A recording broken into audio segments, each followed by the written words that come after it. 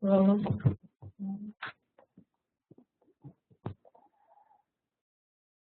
Então, vocês pediram um pouquinho de normalidade.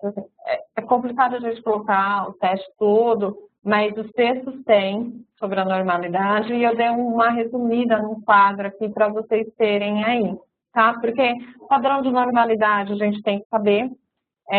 Eu posso usar tanto dentro do teste de fonologia, quando eu posso usar dentro de uma prova de fala espontânea, ou dentro de um outro teste que vocês tenham de palavras foneticamente balanceadas. Então, isso ajuda, né?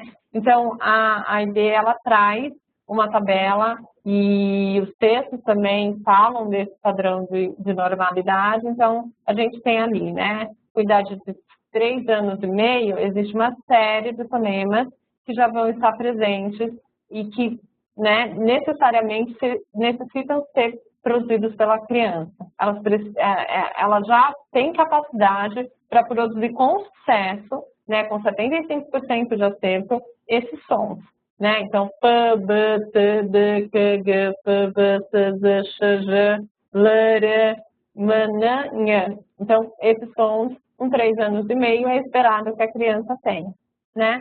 Com 4 anos, surge aí o AQS, o LH, os encontros consonantais, não todos, mas alguns, o PR, BR, CR, GR, GL e o VR. Né? Então, esses sons já podem ser percebidos consistentemente pela criança. Né? Então, se de repente eu tenho uma criança com 4 anos que tem uma dificuldade para produzir, né, um G, um J, um T, então eu já posso considerar que existe aí um desnível, uma dificuldade ali do que seria esperado para essa criança.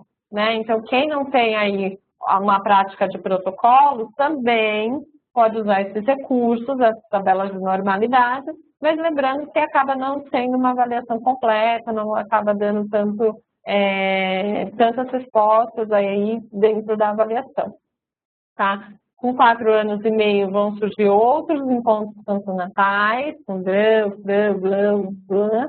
Com 5 anos surge o AQR em posição final, e aí o TRAN. E com 5, 6 anos o AQR em posição inicial, com 6 anos e meio o PLAN. Tá? Essas tabelas de normalidade, elas acabam ajudando a gente na orientação. Às vezes a família é muito ansiosa, está exigindo demais a criança, ou às vezes não, a família acha que vai voltar a falar, sei lá, com 6 anos, porque foi o pediatra que falou que ele vai falar tudo certo com 6 anos. Né? Então, se a criança está com 5 anos e ela não produz aqueles sons que ela deveria produzir com 3 anos e meio, alguma coisa aí está alterada e isso precisa ser abordado. Tá? Dados de normalidade com relação aos processos fonológicos. Então, com 6 anos e meio, né, a gente tem lá a redução de sílabas, a harmonia consonantal, plosivação explicativa, isso já começa a sumir da fala dessa criança, né, então já não é mais esperado que a partir desses 2 anos e meio ela ainda apresente esses processos fonológicos, mas os outros podem estar presentes sim. Tá? Com 3 anos, some aí essa frontalização de velares, então os sons posteriores começam a ser mais consistentes. Com 3 anos e meio, posteriorização para velar e simplificação de líquida também vão sumir aí da fala dessa criança. Com 4 anos e meio, posteriorização para palatal, e com 7 anos ela acaba aí perdendo todos os processos fonológicos de uma forma normal, né, no desenvolvimento, a simplificação do encontro consonantal e simplificação da consoante final. Né? Então, quando eu olho para a criança, né, eu faço a avaliação, ela tem alguns processos fonológicos, eu não preciso ficar olhando apenas para o processo fonológico que ela tem, eu preciso saber também se esse processo fonológico está esperado para a idade dela ou não. Né? Lembrando que aqueles 4 últimos processos fonológicos, os ensurdecimentos e as sonorizações não são adequadas, isso não está dentro do desenvolvimento normal da criança. Aqui já foi. Tá. Então é isso, gente. Dúvida da prova de fonologia? de novo, processos fonológicos, que a gente vai fazer a transcrição fonética e análise dos processos, e até os 7 anos ocorrem as simplificações, pelos estudos e pelos dados da AID. Né? Então, se você pegar todos os trabalhos dela, ela vai colocar que com 7 anos essas simplificações elas já deveriam estar fora da fala da criança. Né? Não, e lembrando que tem aquela questão da produtividade. Né? Se está acima de 25%, está sendo produtivo e aí já está consistente dentro da fala da criança. Dúvidas? Não? Então, a gente vai passar para a prova de vocabulário, gente. Vamos lá, vocabulário. A gente vai verificar a competência lexical da criança, tá? A gente avalia quantidade de vocábulos, então, designações de vocábulos usuais, não designações e processos de substituição utilizados e as tipologias dos processos, quais os recursos de identificação que a criança utiliza. Então, também é uma avaliação bem detalhada com relação ao desenvolvimento lexical aí da criança. A gente faz não só uma análise de que a criança conseguiu atingir a palavra-alvo ou não conseguiu atingir a palavra-alvo. A gente faz uma avaliação mais complexa. A gente vê se a criança não conseguiu atingir a palavra-alvo, quais foram os mecanismos que ela utilizou para compensar ali aquele erro. Né? Se ela conseguiu utilizar algum recurso, porque às vezes a criança não nomeia a figura e ela não consegue, ou então ela acaba utilizando de um parasinônimo, de um hiperônimo, de um coipônimo, para denominar aí essa figura, esse alvo, mas que a gente precisa saber também como que ela se organiza aí, tá? Eu não sei, vocês costumam fazer avaliação de vocabulário fora do ABSW? Eu não sei como que está sendo a prática de vocês. Não, geralmente fonologia a gente sempre faz, mas vocabulário, não. Quem mais? Ninguém faz, gente.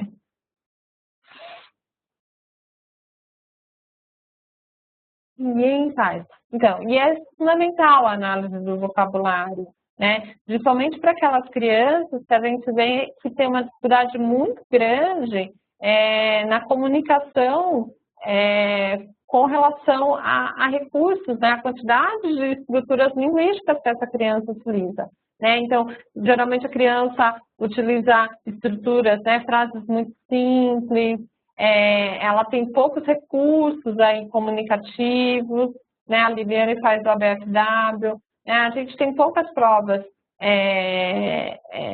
que vão pegar bem a fundo essa questão do vocabulário, mas ela é importante, ela é fundamental para todas as crianças que estão sendo atendidas com relação à questão da linguagem, né? A Paula tem uma dúvida, que ela recebeu um paciente de 6 anos que é dificuldade na produção durante enquanto consonantal. Somente os fonemas. Vocês iniciam terapia pensando na automatização em 7 anos?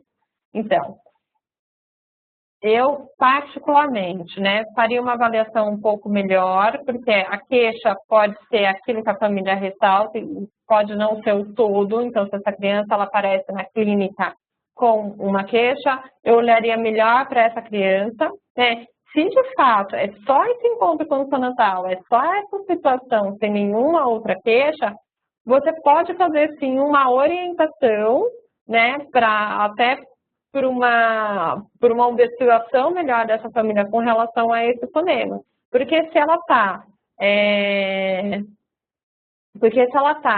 com todos os outros processos fonológicos eliminados durante o desenvolvimento, não necessariamente esse processo que ainda está aí e ainda está dentro do esperado para a idade não vai sumir. Pode ser que ele suma também, né? E provavelmente sim.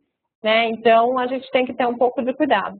Às vezes, a família chega na clínica com muita ansiedade. Ela quer resolver aquele problema.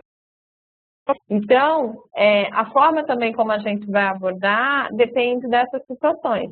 Né? Às vezes, uma sessão para uma orientação, uma ajuda, ver essa parte, né, das estruturas, como a Liliane falou, como é que está a língua, se ele consegue vibrar, se ele não consegue, às vezes também facilita aí, né? O que eu observo, às vezes, eu tenho muitos amigos que já têm filhos, tal, na idade, falam, o fonema tal, o fonema tal. Às vezes, uma conversa com a criança, você brinca um pouquinho com o fonema, a criança pegou, foi, né? Então, tem isso também, é necessário realmente a intervenção fonoaudiológica quando o processo fonológico ainda é esperado para a idade, né? Então, a gente precisa entender aí. Geralmente, eu acabo ficando na orientação, se a criança tem todo o resto do desenvolvimento normal, nenhuma outra queixa. Agora, às vezes, a queixa parece estar dentro da normalidade, mas quando a gente avalia mais a fundo, a gente descobre outras coisas. Aí sim é importante a intervenção. A Dani recebeu 2 casos, que essa orelha isolada adquiriu encontro durante a terapia. Mas isolado não, olha que interessante. Ele tem 5 anos, eles têm 5 anos e 6 anos. Agora ficou na dúvida, por causa do STET. Tá, mas é a simplificação no encontro consonantal. Tá? A simplificação de líquida, que seria orelha isolado, com 3 anos e meio já deveria ter sumido. Então, teoricamente, está alterado sim, e aí você tem que intervir, né? Às vezes, por causa, né, da coarticulação, ele conseguiu mais fácil no encontro consonantal, mas isolado ainda está difícil. E aí você tem que trabalhar, ver como é que está a parte de mobilidade, ver se ele está conseguindo vibrar ou não. Mas o estranho é que o encontro adquiriu, aí coloquei os 2 em terapia ainda. Sim, mas pode ser por causa da coarticulação, que fica mais fácil para ele fazer um pra, fazer um brá, fazer um crá, do que vibrar sozinho, fazer um ara, né, areia, né? Então, trabalhar um pouquinho aí é interessante e, teoricamente, está, sim, alterado. Seria um caso para terapia, sim. A Sabrina também já aconteceu. E lembrando que cada criança vai apresentar isso às dificuldades, né? Por isso que é bom a gente ter um teste que a gente aplica para todo mundo para conseguir diferenciar também. Essas tabelinhas, elas ajudam bastante a gente na hora de orientar a família, na hora de decidir, a hora de colocar em terapia ou não. Então, ajuda bastante. Tá bom? Lembrando que sempre tem que valorizar a queixa. Às vezes é uma coisa tão grande para a família, aquela fala que está alterada, que com poucas sessões isso resolve, diminui a ansiedade, a criança fica mais tranquila também, e aí vale a pena. E aí a Patrícia tem um adolescente com substituição de encontro, então já não é mais adequado para um adolescente que tem aí essa simplificação do encontro consonantal. Tá bom? Gente, vamos para o vocabulário que tem bastante coisa para falar, tá? Então, essas são as figuras, então vem um monte de figuras, tá? É o restinho da caixa ali do ABFW, elas são bem parecidas com as figuras da fonologia, então tem que tomar um pouquinho de cuidado, tá? Na hora de pegar. A gente também tem que gravar, pode ser em áudio ou imagem, lembrando que a imagem ela vai ser sempre melhor, porque vai oferecer mais informações. Eu consigo saber qual é a figura eu estou mostrando para essa criança e qual que é o alvo que ela está me dizendo, tá? E dentro do vocabulário, a gente tem a avaliação de 9 campos conceituais, tá? Então, a gente, né, acaba separando aí as figuras dentro de campos semânticos. Isso é interessante para a gente saber como é que está o conhecimento dessa criança, né? Se ela tem uma estimulação mais complexa ou não. Né? Às vezes a criança ela desconhece figura especificamente de um campo. Quer dizer que ela tem uma alteração no desenvolvimento do vocabulário? Pode ser que sim, mas pode ser também que ela não seja estimulada especificamente para aquele campo. Né? Então, saber diferenciar isso é importante para a gente saber se essa criança ela tem uma alteração do passo ou que está faltando realmente uma orientação, uma estimulação melhor por parte aí da família e da escola. Né? E a Renata falou que o paciente posteriorizava o urã. O que fazer? Dá um exemplo de uma palavra que ele fazia, Renata, com essa posteriorização.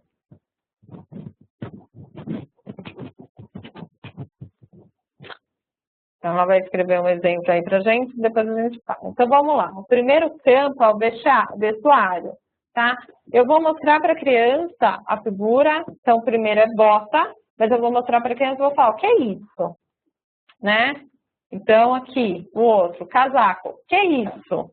Então, ela tem que responder o que está atrás. Se você olhar na plaquinha da BFW, tem escrito atrás o que é. Então, por exemplo, vestido, ela tem que falar o vestido. O que é isso? Boné, tem que acertar o alvo. Se eu mostrei esse, por exemplo, o alvo é calça, e ela falou short, né? Eu tenho que marcar na minha folhinha, na transcrição, que ela trocou, tá? Então, eu não vou falar a palavra correta para ela, né? Aqui o alvo, né, que ela fale o som, eu não estou avaliando o som, mas eu estou avaliando o significado, né? Então, se ela erra o significado, isso é um dado importante para mim, tá? Então, pijama, camisa, tá? E por assim vai de vestuário. Depois vem animais. Então, a mesma coisa, eu vou mostrar para ela, né? Estou começando outro campo semântico, e eu pergunto para ela, o que é isso? O que é isso? Coruja. O que é isso? Gato. O que é isso? Galinha. Então, o alvo era pintinho, ela falou galinha. Isso vai ser um dado importante para a gente, tá? E por assim vai. Tá? Então, quais são os campos conceituais? Vestuário, que eu vou perguntar para a criança o que é isso. Animais, que eu vou perguntar também o que é isso. Alimentos, que eu vou perguntar o que é isso. Meio de transporte, que eu vou perguntar o que é isso. Móveis e utensílios, que eu vou perguntar o que é isso. Profissões, quem é ele ou ela. Locais, que lugar é este? Formas de cores, que cor é essa? Brinquedos, instrumentos musicais, o que é isso? Tá? A Débora Beth, ela escreve aí na BSW que é importante a gente respeitar a ordem da apresentação das figuras. Então, não mudar essa ordem de campos conceituais. As figuras, elas são numeradinhas atrás para a gente manter essa ordem para a gente ter um dado, né, de comparação melhor, né? Porque, às vezes, uma figura pode contaminar outra interpretação e aí fica, a avaliação ela fica menos fidedigna do que deveria, tá? A Renata falou que eles posteriorizavam o R. Ele fazia o R sem vibrar a ponta da língua, então ficava bem parecido, mas era feito com parte posterior da língua. Na verdade, ele está distorcendo, né? Ele está tendo uma distorção desse som. Ele não muda o som que existe na língua, né? Ele está transformando, fica parecido, mas é distorcido. Então, o que fazer? A gente tem que trabalhar toda essa parte, né, de vibração, de força, de coordenação e de mobilidade de língua, sensibilização, e para reduzir aí essa distorção. Na verdade, não se trata, né, de um dos processos fonológicos que a AID coloca no teste de fonologia da BFW, mas sim uma distorção, que seria aquela na transcrição fonética que a gente colocaria um asterísticozinho na transcrição. Tá bom? Respondi, Renata. Se dúvida, me fala aí. Então, fichas de registros. A gente também tem algumas fichinhas que vai preencher. Tem o protocolo de registros de respostas, onde tem todas as palavras-alvo, e aí eu vou escrever o que a criança falou. Então, por exemplo, se bota, ela falou bota, tá correto, eu nem marco nada. Mas se para bota ela falou sapato, eu tenho que escrever que ela colocou sapato. Depois eu tenho uma tabela de síntese de respostas, se está esperado, o que foi obtido, né? Então, vou mostrar para vocês aqui essa tabelinha. Síntese. Vou pegar no livro, que é mais fácil. Aqui.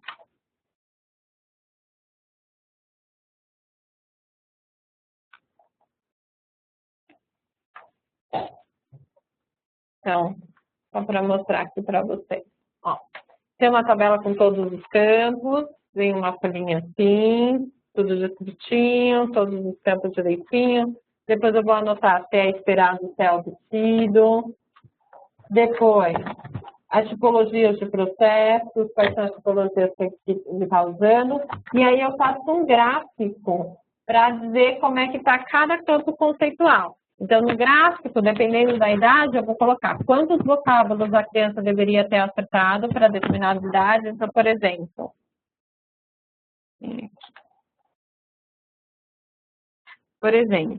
uma criança com 5 anos, ela tem que acertar 65% das palavras do vestuário. Então, ela tem que acertar 65%. Então, se, por exemplo, a criança acertou 50%, ela está abaixo do esperado. Então, eu vou colocar o gráfico, a linha do esperado e depois a linha do obtido, tá? É bem legal porque fica visual para as famílias. Então, você consegue mostrar aí se esse desenvolvimento do vocabulário está adequado ou não, tá? É bem interessante quando a gente vê as crianças que realmente têm um distúrbio específico de linguagem, né? Que tem uma alteração que não é apenas de fala, às vezes as crianças elas vêm com desenvolvimento fonológico alterado também, mas essa parte, né, desenvolvimento semântico está tão alterada que a criança ela tem poucos vocábulos mesmo na fala, né? Ela conhece poucos animais, então tudo para ela é cavalo, ou tudo para ela é sapato, então não tem tênis, não tem chinelo, não tem bota, é tudo a mesma coisa, tudo para ela é blusa, então não tem casaco, não tem camisa, né? Dependendo da idade, isso é muito alterado, isso vai ter um impacto muito grande aí no desenvolvimento linguístico dela. Então, ter uma avaliação de vocabulário é fundamental para as crianças que a gente recebe na clínica fonoaudiológica, tá? Então, para quem não faz, estou valorizando aí o teste de vocabulário. Fazer, dá trabalho, mas é extremamente rico, entender se está realmente adequado. A Daniela acha muito longa o vocabulário, ainda mais para crianças muito pequenas, sim. Ela geralmente faz uma avaliação informal durante a interação, usa os objetos duras, e aí, dependendo se for crianças maiores, ela consegue aplicar. É bem cansativo, mas ainda mais para crianças com 4 anos, 3 anos, acho que com 5 anos já acaba sendo um pouquinho mais fácil, né? Mas você pode ir adaptando, você vai trabalhando os campos semânticos, fazendo uma avaliação para não estressar tanto a criança, né? Mas só ressaltando que é importante fazer, pode fazer de uma maneira informal, como a Dani colocou, né? Mas vocês terem esse dado aí de como está o vocabulário da criança, tá? Então, se a criança não nomeia, você vai reapresentar a figura na ordem antes de ação do próximo campo, ou seja, eu estou lá no campo animais, aí a criança ela não nomeou um dos animais, o cavalo, ela não falou nada, ela não disse nenhuma palavra, ela não criou nada. Então, você vai depois, né, reapresentar a figura no final do campo conceitual e vai ver se ela vai nomear essa figura, o que ela vai dizer, tá? A avaliação do vocabulário, ela vai observar para a gente as tipologias de substituição, tá? Então, a Beth, ela coloca para a gente que é normal a gente ter algumas tipologias de substituição quando a gente está ali diante de uma palavra-alvo que a gente nomeia de uma forma diferente, tá? Então, pode ser um parasinônimo, então alguma coisa que pode ser trocada, por exemplo, tênis, sapato, né? Eu posso trocar dentro de do mesmo nível semântico, tá? Eu posso trocar por um hiperônimo, imediato ou não imediato. Então, por exemplo, o alvo é alface. E aí eu vou, sei lá, por um hiperônimo imediato, eu falo salada. Mas, né, se eu falo, ao invés de alface, eu falo comida, já é um hiperônimo não imediato. Não sei se vocês conseguem observar essa nuance, né? Então, o alvo é alface, né? E a criança vai e fala salada. Tá diferente, ela vai para uma categoria, um nível que não é o mesmo nível da palavra-alvo, né? Então, se ela falasse, a palavra-alvo fosse alface e ela falasse, sei lá, agrião, a gente colocaria ali no mesmo nível, seria um para-sinônimo. Mas não, ela vai para o salada. Mas é imediato, né? Uma coisa está diretamente relacionada com a outra. Quando a criança fala comida, é um hiperônimo também, está num outro nível, né, semântico, mas não é tão imediato assim, né? Não está tão relacionado assim, porque quando eu entro na categoria comida, eu tenho várias coisas que não necessariamente vão me remeter de uma forma mais sólida ao alface, tá? Hipônimo é quando ela faz o contrário, ao invés dela ir para o nível semântico mais alto, ela vai para o nível semântico inferior, né? Então, um exemplo de hipônimo, sei lá,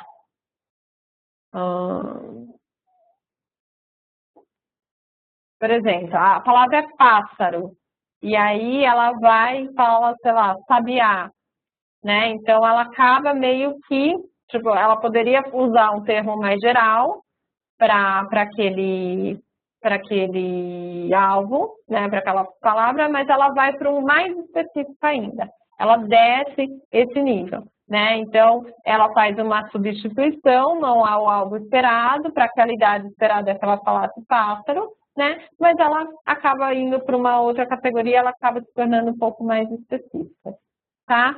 E aí, a gente tem os coipônimos, né? Que vão ser as palavras que são mais próximas, né? Então, por exemplo, exemplo de coipônimo. Deixa eu ver se eles estão aqui. Faria...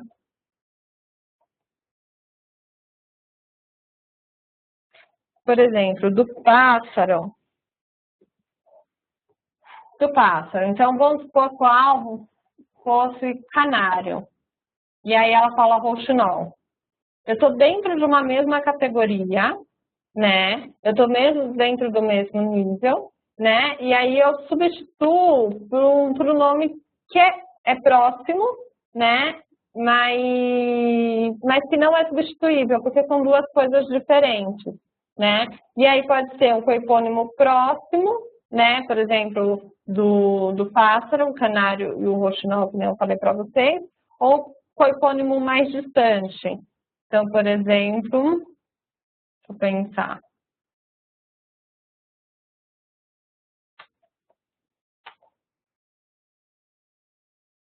Pássaro para galinha, então, já seria distante.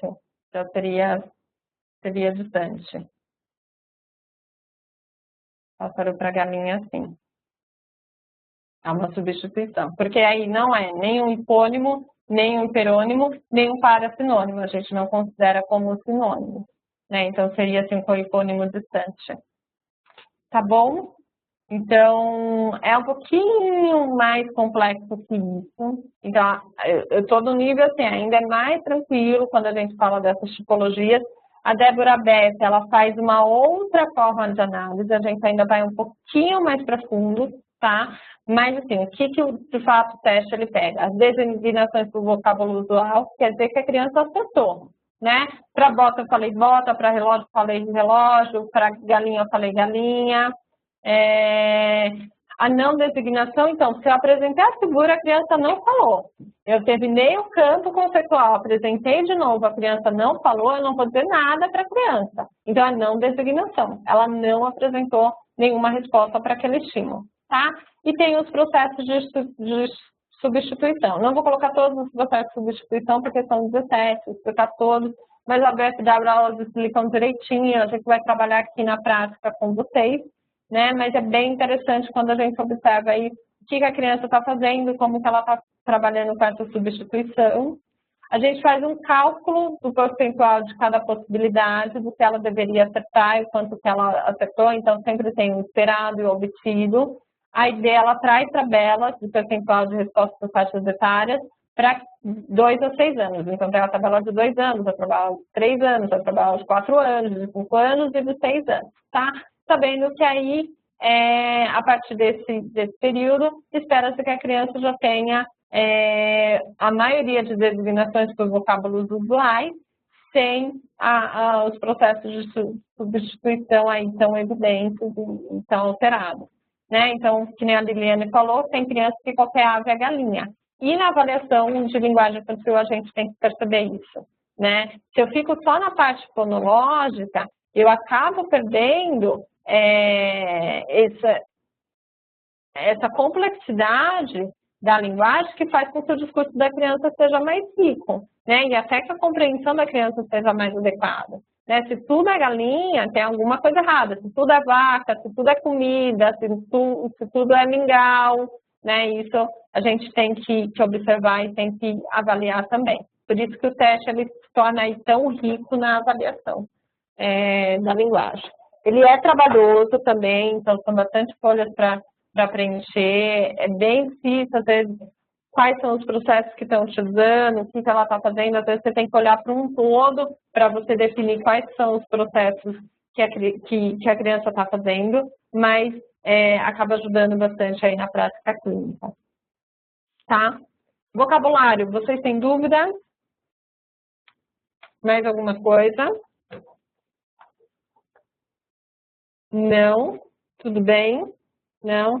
Vocês entenderam que é importante avaliar o vocabulário? Vocês vão começar a avaliar vocabulário agora para as crianças de vocês? Né? É bacana, gente. Dá bastante dado mesmo. Vocabulário pobre com articulação deficiente, né? Pouco estimulado aí, por conta disso. Né? Então, vamos avaliar o vocabulário aí das crianças, tá? A outra prova é a prova de fluência, tá? Eu, particularmente, não acabo avaliando fluência em todas as crianças. Alguns perfis eu utilizo mais. Então, quando tem a queixa específica de fluência, eu acabo utilizando, com certeza. Ou quando você percebe que esse discurso é muito pobre, a criança, ela demora para produzir essa linguagem, e aí às vezes eu não estou vendo pelo aspecto da gagueira. Eu sei que essa criança não tem uma queixa de gagueira, mas eu quero saber como é que está a produtividade dessa criança dentro do discurso. Quanto tempo que ela gasta para produzir a informação que ela quer oferecer, né? Então, quando eu vejo ali na velocidade de fala, isso é legal dentro da prova de fluência. Então, a criança ela não tem gagueira, mas ela demora tanto para produzir a informação linguística que quando eu tenho dados de velocidade de fala, está extremamente alterada. É como se ela fosse uma criança gaga, não que ela tenha as escrituras, né? Mas ela demora tanto para produzir informação que isso fica cansativo para o ouvinte, né? Então, quando a gente está lá com gago, dá uma agonia porque a informação não vem. O cara está treinando, está tentando, e a informação então demora um tempo a mais para dizer aquilo que tem que ser dito. Se a gente pega algumas crianças com alguns déficits de linguagem, onde esse processamento é lento, a gente tem a mesma sensação. Ela vai falando, ela vai tentando se comunicar e ela acaba não sendo interessante para o interlocutor. Então, às vezes, a família deixa até de conversar mais com essa criança, de abordar mais essa criança, porque ela é pouco produtiva, né? E o teste de fluência ajuda a gente nessa avaliação.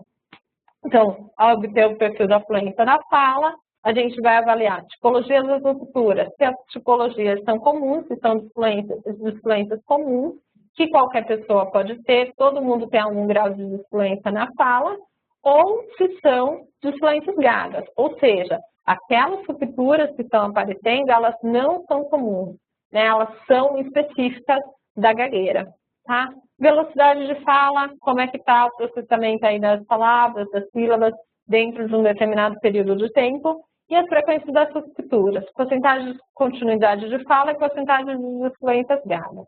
Tá? Isso também é importante quando a gente vai avaliar as crianças que são mais lentificadas. Tá? Eu trabalhei com algumas crianças com déficit intelectual e que a prova de fluência era uma prova super importante. E aí a gente conseguia mostrar melhoras nessas crianças a partir da estimulação de linguagem e que davam resultado nos dados de velocidade de fala. Tá? Então, era bem interessante, assim, saber como que a criança ficava mais produtiva, esse discurso ficava mais interessante ao longo do tempo, né, com essa avaliação. Então, gravação em áudio e imagem, é bem interessante gravar a imagem, principalmente se as crianças vão ter componentes compensatórios de cabeça, se vão ter expressões faciais durante o momento da ruptura, tá? Gravação de fala autoexpressiva, no mínimo dos... Então, você tem que estimular a criança a falar para que a gente consiga esse número de 200 sílabas, para conseguir fazer a análise de acordo com o que o ABFW mostra para a gente, senão a gente tem que fazer alguma compensação, tá?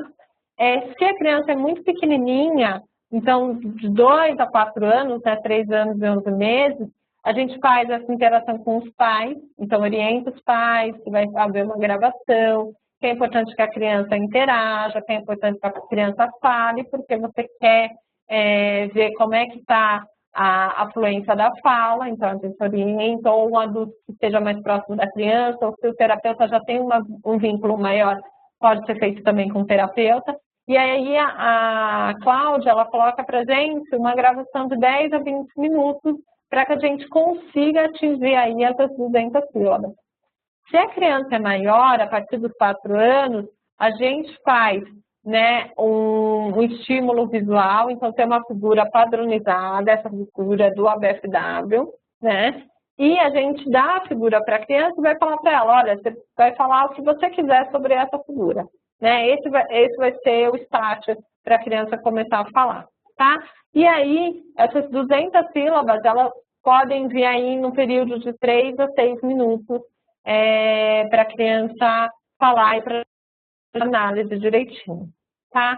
Meninas, agora a gente tem um intervalinho um pouquinho maior, eu vou dar um intervalo de 10 minutos e aí eu volto porque a gente tem todo o resto aí do teste da BFW e tem um outro teste de linguagem de adulto para falar, tá bom? Então, um intervalinho e a gente já volta.